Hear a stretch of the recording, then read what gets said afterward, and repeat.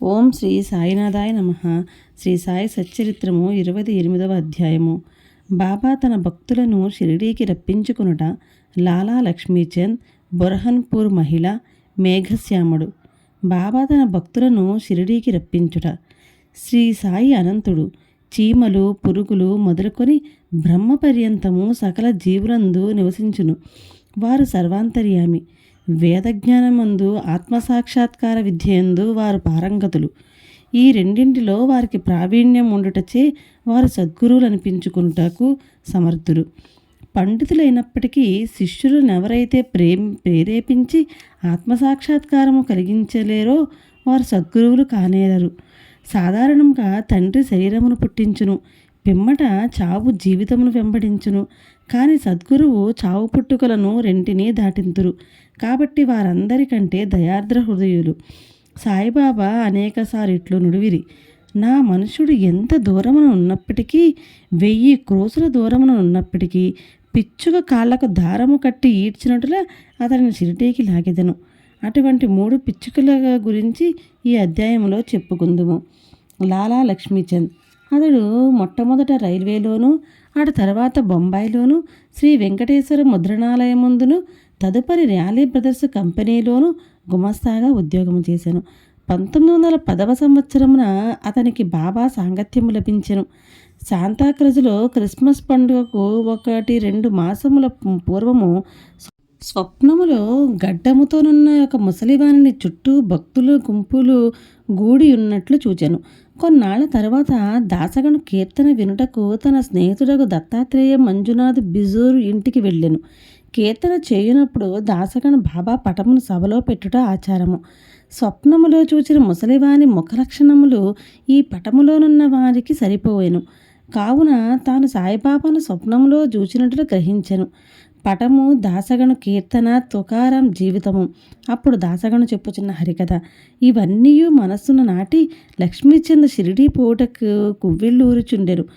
సద్గురుని వెదుకుటలోనూ ఆధ్యాత్మిక కృషియందును దేవుడు భక్తులకు సహాయపడునన్నది భక్తులకు అనుభవమే.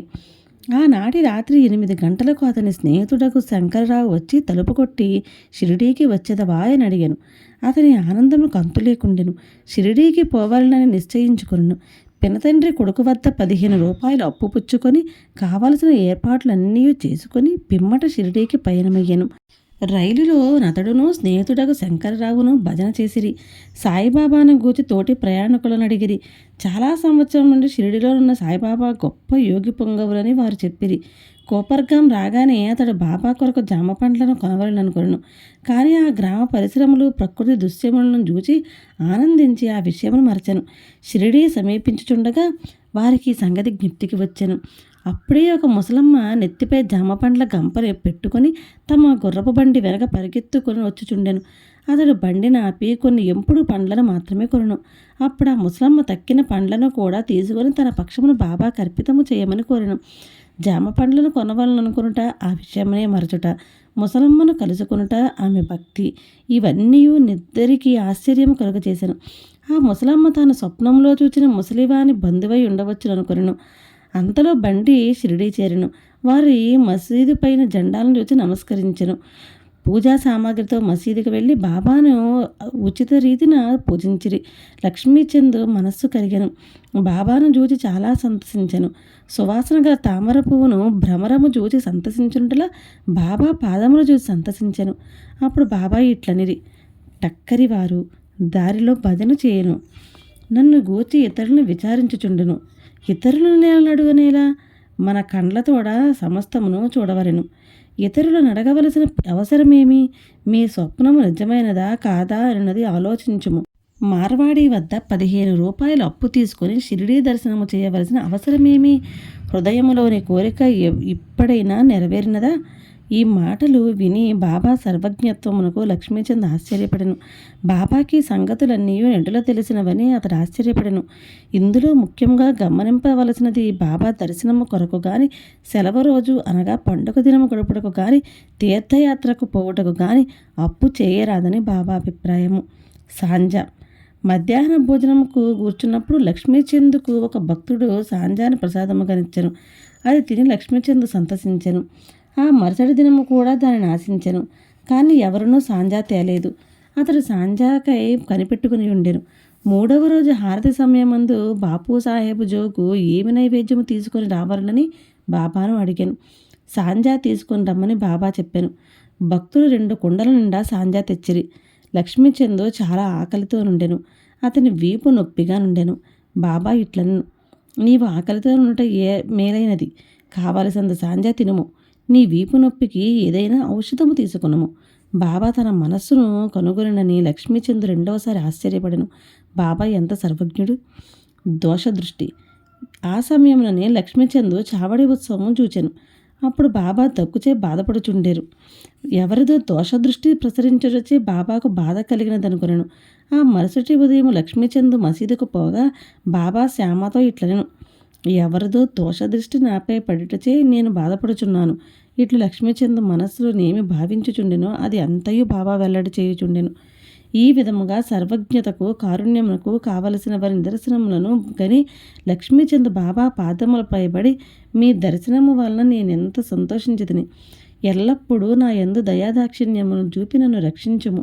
నాకు ఈ ప్రపంచములో మీ పాదములు తప్ప ఇతర దైవము లేదు. నా మనస్సు ఎల్లప్పుడూ మీ పాదపూజ యందు మీ భజన యందు ప్రీతి చెందునుగాక. మీ కటాక్షముచే నన్ను ప్రపంచ బాధల నుండి కాపాడుదురుగాక. నేనెల్లప్పుడూ మీ నామముని జపించుచు సంతోషంతో నుందునుగాక అని ప్రార్థించెను. బాబా ఆశీర్వాదమును ఊదీ ప్రసాదమును పుచ్చుకొని లక్ష్మీచంద్ సంతోషంతో తృప్తితో స్నేహితులతో కలిసి ఇంటికి తిరిగి వచ్చాను. దారిలో బాబా మహిమలను కీర్తించుచుండెను. సదా బాబాకు నిజమైన భక్తుడుగా నుండెను. షిరిడీకి పోవు పరిచితుల ద్వారా పూలమాలలు కర్పూరము దక్షిణ పంపుచుండెను. బురహన్పూర్ మహిళ. ఇంకొక పిచ్చుక మనగా భక్తురాలి వృత్తాంతమును చూచెదము. బురహన్పూర్లో ఒక మహిళకు సాయి స్వప్నంలో కనబడి గుమ్మము వద్ద వచ్చి తినుటకు కిచిడీ కావాలనెను. మేల్కొని చూడగా తన ద్వారము వద్దనెవ్వరూ లేకుండిరి.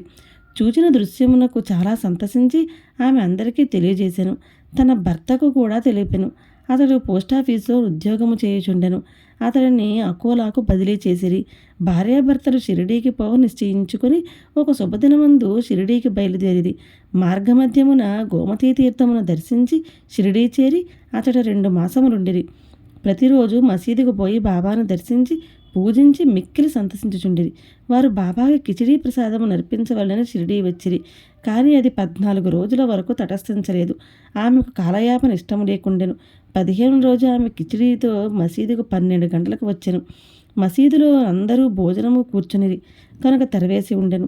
తెరవేసి ఉండినప్పుడు ఎవరూ లోపలికి ప్రవేశించడానికి సాహసించరు. కానీ ఆమె నిలవలేకపోయాను. ఒక చేతితో తెర పైకెత్తి లోపల ప్రవేశించెను.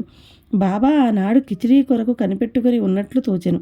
ఆమె కిచిడీ అచట పెట్టగని బాబా సంతసముతో ముద్ద మీద ముద్ద మింగుట ప్రారంభించెను. బాబా ఆతురతను చూచి అందరూ ఆశ్చర్యపడి ఈ కిచిడీ కథను విన్నవారు బాబాకు తన భక్తులపై అసాధారణ ప్రేమ విండునడుటకు విశ్వసించిరి. మేఘశ్యాముడు. ఇక అన్నింటికంటే పెద్దదైన 3వ పిచ్చుక గురించి వినుడు. విరంగాం నివాసియగు మేఘశ్యాముడు హరివినాయక సాటే గారి వంట బ్రాహ్మణుడు. అతడు అమాయకుడైన చదువురాని శివభక్తుడు. ఎల్లప్పుడూ శివపంచాక్షరి ఓం నమశివాయ అని జపించువాడు. అతనికి సంధ్యావందనము గాని గాయత్రీ మంత్రము గాని తెలియకుండెను. సాటే గారికి వీని యందు శ్రద్ధ కలిగి గాయత్రీ మంత్రముతో సంధ్యావందనము నేర్పించి సాయిబాబా శివుని అవతారమని సాటే అతనికి బోధించి షిరిడీకి ప్రయాణం చేయించెను. బ్రోచి స్టేషన్ వద్ద సాయిబాబా మహమ్మదీయుడని ఎవరో చెప్పగా అతని మనస్సు కలవరపడి తనను అతడకు పంపవద్దని యజమానిని వేడుకొనెను. కానీ యజమాని మేకుడు షిరిడీకి పోయి తీరవలనని నిశ్చయించి అతనికి ఒక పరిచయపుటుత్తరమును షిరిడీవాసి తను మామగారకు దాదా కేల్కర్కు వ్రాసి సాయిబాబాతో పరిచయం కలుగజేయవలనని ఇచ్చెను. షిరిడీ చేరి మసీదుకు పోగా బాబా కోపించి అతనిని లోపలికి రానియక ఈ విధవను తరిమివేయుడు అని గర్జించి మేగునితో నిట్లనెను. నీవు గొప్ప జాతి బ్రాహ్మణుడవు, నేనా తక్కువ జాతి మహమ్మదీయుడను. నీవిచటకు వచ్చినచో నీ కులము పోవును కనుక వెడలిపొమ్ము. ఈ మాటలు విని మేఘుడు వణకనారంభించెను. అతడు తన మనస్సులోనున్న విషయమును బాబాకి ఎట్లు తెలిసినని ఆశ్చర్యపడెను. కొన్ని దినములు అతడనే ఉండి తనకు తోచినట్లు బాబాను సేవించుచుండెను. కానీ అతడు సంతృప్తి చెందలేదు. తరువాత తన ఇంటికి పోయెను.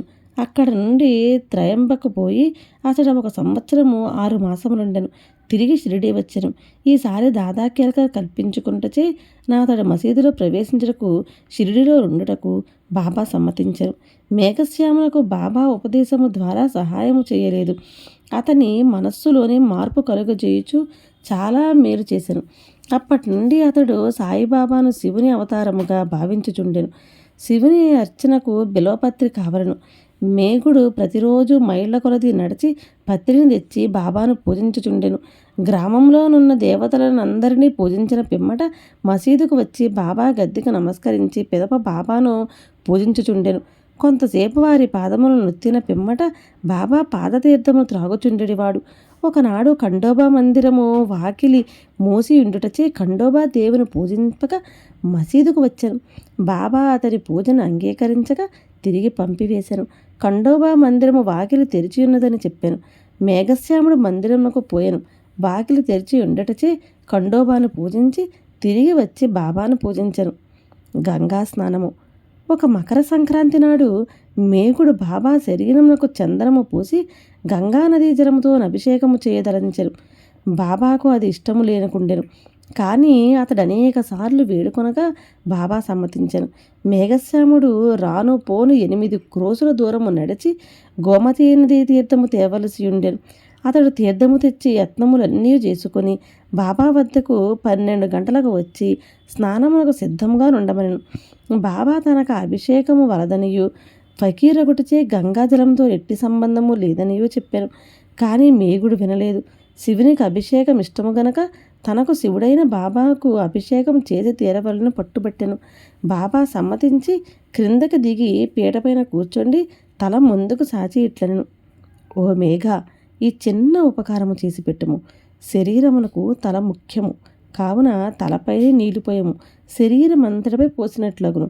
అట్లనేనని మేఘశ్యాముడు ఒప్పుకొని నీలకుండను పైకెత్తి తలపై పోయి యత్నించెను.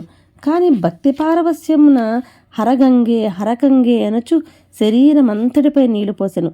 కొండను ఒక ప్రక్కన పెట్టి బాబా వైపు చూచెను. వాని ఆశ్చర్యానందములకు మేరలేదు. బాబా తల మాత్రమే తడిసి శరీరమంతయు పొడిగా నుండెను. త్రిశూలము లింగము. మేఘశ్యాముడు బాబాను 2 చోట్ల పూజించుచుండెను.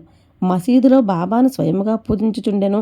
వాడాలో నానాసాహెబ్ చాందోర్కర్ ఇచ్చిన పటమును పూజించుచుండెను. ఈ ప్రకారము 12 నెలలు చేసెను. వాని భక్తికి మెచ్చుకొనినని తెలుపుటకు బాబా అతనికి ఒక దృష్టాంతము చూపెను. ఒకనాడు వేకువజామున మేఘుడు తన శయ్యపై పండుకొని కండ్లు మూసియున్నప్పటికీ లోపల ధ్యానము చేయుచు బాబా రూపము చూచెను. బాబా అతనిపై అక్షతలు చల్లి మేఘ త్రిశూలమును గీయుము అని చెప్పి అదృశ్యుడయ్యాను. మేఘుడు బాబా మాటలు విని ఆతురతగా కండ్లు తెరచెను. బాబా కనిపించలేదు గాని అక్షతలు అక్కడక్కడా పడియుండెను. బాబా వద్దకు పోయి చూచిన దృశ్యమును గూర్చి చెప్పి త్రిశూలమును గీయుటకు ఆజ్ఞనిమ్మనెను. బాబా ఇట్లను, నా మాటలు వినలేదా? త్రిశూలమును గీయమంటిని. అది దృశ్యము కాదు, స్వయముగా వచ్చి నేనే చెప్పి తిని. నా మాటలు పొల్లుగావు, అర్థవంతములు. మేఘుడిట్లు పలికెను, మీరు నన్ను లేపినట్లు భావించి తిని. తలుపులన్నీ వేసియుండుటచే అది దృశ్యమనుకొంటిని. బాబా తిరిగి ఇట్లు జవాబిచ్చాను, ప్రవేశించుటకు నాకు వాకిలి అవసరము లేదు, నాకు రూపము లేదు. నేనన్ని చోట్ల నివసించుచున్నాను. ఎవరైతే నన్నే నమ్మి నా ధ్యానమంది మునిగి ఉందరో వారి పనులన్నీ సూత్రధారినే నేనే నడిపించెదను. మేఘుడు వాడాకు తిరిగి వచ్చి బాబా పటము వద్ద గోడపై త్రిశూలమును ఎర్ర రంగుతో గీశాను. ఆ మరుసటి దినము ఒక రామదాసి భక్తుడు పూనా నుంచి వచ్చి బాబాకు నమస్కరించి ఒక లింగమును సమర్పించాను. అప్పుడే మేఘుడు కూడా అచ్చటకు వచ్చాను. బాబా ఇట్లను, చూడు, శంకరుడు వచ్చినాడు, జాగ్రత్తగా పూజింపుము. మేఘుడు త్రిశూలమును గీసిన వెంటనే లింగము వచ్చుట చూచి ఆశ్చర్యపడెను. వాడాలో కాకాసాహెబ్ దీక్షిత్ స్నానము చేసి సాయిని తలచుకొని చుండగా తన మనోదృష్టి యందు లింగము వచ్చుట గాంచెను. అతడు ఆశ్చర్యపడుచుండగా మేఘశ్యాముడు వచ్చి బాబా తనకు లింగము కానుకగా నిచ్చినని చూపాను. దీక్షిత్ దానిని చూచి సరిగా నది తన ధ్యానములో కనబడిన దాని వలెనున్నదని సంతసించెను. కొన్ని రోజులలో త్రిశూలమును వ్రాయట పూర్తి కాగా బాబా మేఘశ్యాముడు పూజ చేయుచున్న పెద్ద పటము వద్ద లింగమును ప్రతిష్ఠించెను. మేఘశ్యామునకు శివుని పూజించుట చాలా ప్రీతి గనుక త్రిశూలమును వ్రాయించి లింగమును ప్రతిష్ఠించుట ద్వారా బాబా వాని అందుండు నమ్మకమును స్థిరపరిచెను. అనేక సంవత్సరాలు బాబా సేవ చేసి అనగా పూజ, మధ్యాహ్న సాయంకాల హారతి సేవలు చేసి తుదకు 1912లో మేఘశ్యాముడు కాలమునొందెను. బాబా వారి కళేబరము చేతులు చాచి ఇతడు నా నిజమైన భక్తుడనెను. బాబా తన సొంత ఖర్చులతో బ్రాహ్మణులకు చావుభోజి ఏర్పాటు చేయమనెను. కాకాసాహెబ్ దీక్షిత్ బాబా ఆజ్ఞ నెరవేర్చెను. 28వ అధ్యాయము సంపూర్ణము. సద్గురు శ్రీ సాయినాథార్పణమస్తు. శుభం భవతు.